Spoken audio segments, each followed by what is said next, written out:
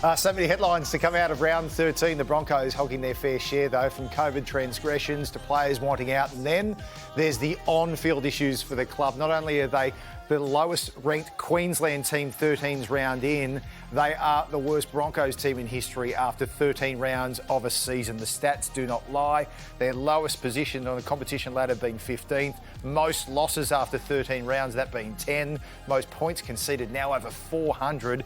Least premiership points, just the 3 wins for their 6 points. Least points scored and least tries scored. And the most worrying thing from a Broncos fan perspective, Gus, is there just doesn't seem to be any relief in sight.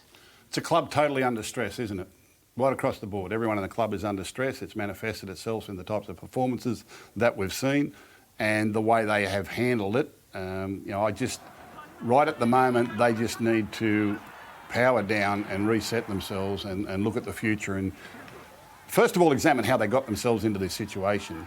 But they really do need to power down now and start planning for the future and getting it right and making some really hard decisions. At the moment, it's like a decay. It's like, it's in the club now and it's really having an effect, I think, mentally on the players, I think spiritually for the club, and not just for the players, but for the staff and everyone around it. And the fans can be quite unforgiving these days, and that's more pressure on them as well.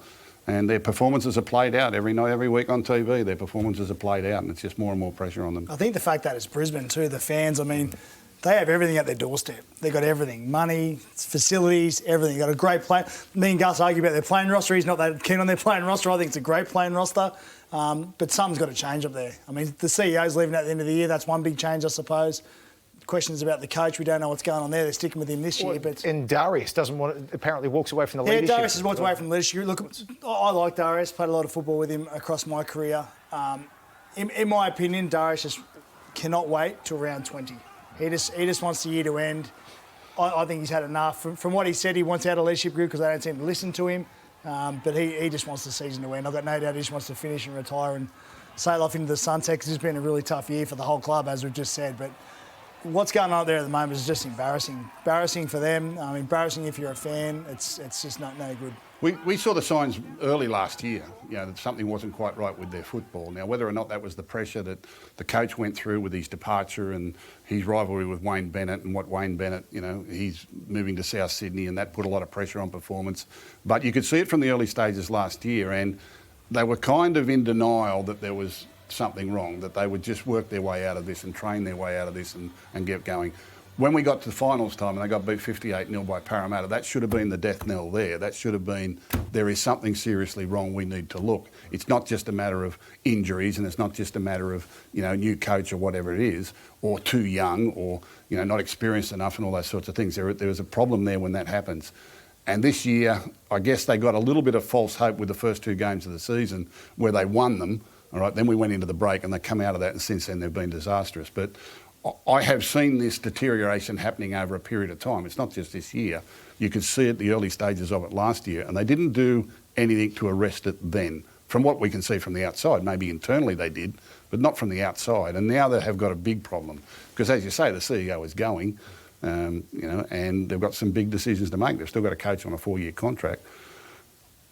I think the roster has got potential. I don't think it's an NRL roster right at the moment. As Paul is saying, that there's some big names there, but Broncos have never lost players. They've never had players wanting to leave. They've never had this sort of problem thrown at them. Other clubs go through this a lot. They probably go through it 2 or 3 times a decade. So the Broncos aren't used to this. So they need to make some tough decisions. So they need to go and buy a big name senior player, or do they need a new coach? Well, have they got the money at the moment? David Fafita left because he was offered 700 as opposed to 1.25. So they've obviously got 700 at least to spend on a player then. But Pengai, is he looking to leave? Is Katoni Staggs looking to leave? I don't know about Staggs, but I think Pengai is making all the noises of somebody who doesn't want to be at the club anymore. And look, I think the changes will happen from the top. Anthony Seibold's going through some very difficult times at the moment with a personal family situation, and he's dealing with a lot of innuendo around that unfairly in a lot of regards. However, on a professional front, he is paranoid to the back teeth about Kevin Walters. He thinks that Kevin Walters has got this huge uprising of support. The old boys, he will discuss that quite openly with people and say that he's worried about that. I think Paul Green's obviously going to be firmly in the market to coach the Broncos, as we've discussed on this show before. But I think for his own well-being, Anthony Seibold needs to leave the Broncos, and probably as soon as possible, so he can get on with his own life, look after his family, and move forward from there. And he's coaching from isolation too over the next fortnight as well, Gus. I mean, how does that even work?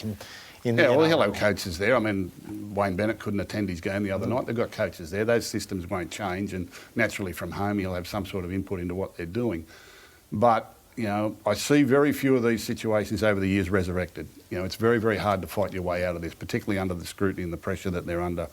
You can get things wrong with your roster occasionally, and you can, I just don't see the development of younger players as it used to be with the Broncos. They're not as NRL ready when they come in. Their education hasn't been as strong as what it's been in past eras, and I think that's where they've been caught short. They've imported players like your Lodges, and I mean these other fellas, Tavita Pangai and Milford, and these fellas weren't Broncos kids. They sort of were recruited to the club.